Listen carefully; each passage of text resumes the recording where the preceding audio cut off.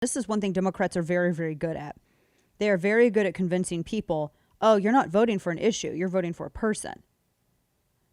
Think about this. When you have pollsters that are calling so many different respondents and trying to gauge the support for the president in one state over another, you have so many people. In 2016, this was actually true, because when we were sitting there, I was at Fox that night for elections.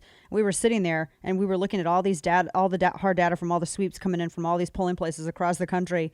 And I remember, I don't know remember if it was Perino or if it was Hume who said, well, the polls were wrong because there was such, because we had polling from certain areas, for like state polling is way more reliable, by the way. And we would have, like Pennsylvania, for instance, their polling was so far off from what their results were. Michigan, it was the same way. And he was like, well, he was like, this is just worthless. And he would put these old polls to the side. It was kind of funny. But what I'm saying is that people were so hesitant to even identify themselves as a Trump supporter. They were just going to do it quietly and vote quietly. I don't know. I think it is myopic to have that same strategy going forward. But here's one thing to keep in mind. These individuals, they're hesitant to say who they're going to vote for because media and the left have successfully framed it as, you're not voting for an issue, you're voting for this person. Oh, you're not voting for lower taxes, you're voting for Trump. You're voting for his tweets. You're not voting for low unemployment, you're voting for this Trump tweet specifically. You voting for lower unemployment means that you are sanctioning everything that has ever been criticized about Trump. That's how they try to present it. And they're incredibly successful at it, which is why you have so many people who won't even identify who they're voting for when pollsters call. They're very successful with this. Conflating people with issues, where we need less of that. People are separate from issues. We tend to forget about people's humanity when we don't treat them as such. When you look at them as an issue, it's easier to attack people. It's easier to be nasty. It's easier to be cruel.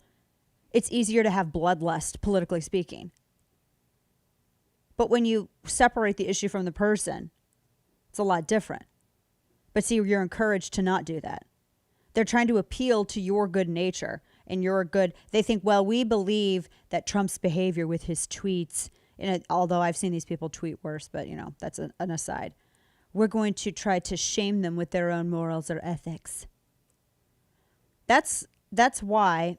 And this is going to be, don't take this the wrong way, but I'm not here to make friends. I don't care. I'm here to be honest. I will say, as a person who goes to church and as an very, very imperfect Christian, my one vice is my bad mouth. I see a lot of holy rollers out there getting a little Pharisees-like, and they're the loudest about this, and in aiding that narrative. Some of the holy rollers out there I see are some of the loudest people in aiding this narrative. Some of the holy roller pundits I see. And instead of looking at it as an opportunity to encourage what they think is improvement, to encourage improvement, or to offer any assistance, it's instead destruction, criticize, slam, smear, pounce, whatever. I always have a problem with that.